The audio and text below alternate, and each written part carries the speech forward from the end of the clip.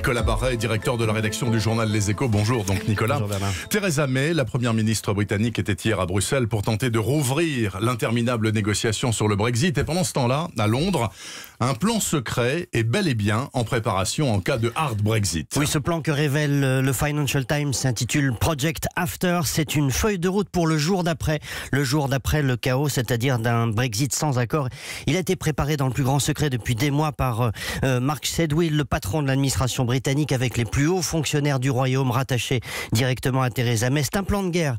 Un de ces hauts fonctionnaires d'ailleurs résume, c'est une liste de leviers à actionner d'urgence en cas de chaos économique, parce que le chaos, c'est bien cela qu'on redoute à Londres aujourd'hui au plus haut niveau. Et hier, la Banque centrale britannique a sonné la cloche. Oui, parce que la majorité des chefs d'entreprise qu'elle a sondés ne sont pas préparés à ce hard Brexit, et puis parce qu'elle s'attend à des tensions extrêmes sur les marchés financiers, sur la livre sterling, sur la bourse.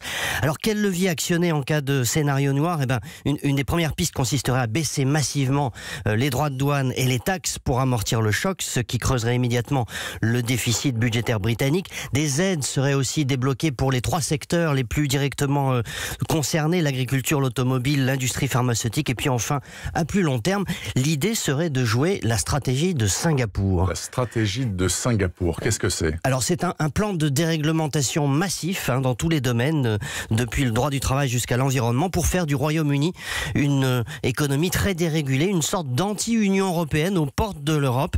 Une stratégie qui peut marcher à l'échelle d'un petit État comme Singapour, qui est évidemment beaucoup plus risqué à l'échelle d'un pays comme le Royaume-Uni, d'autant que Singapour mêle, vous savez, dérégulation et régime autoritaire sur le plan politique. On est un peu loin de l'idéal démocratique libéral britannique.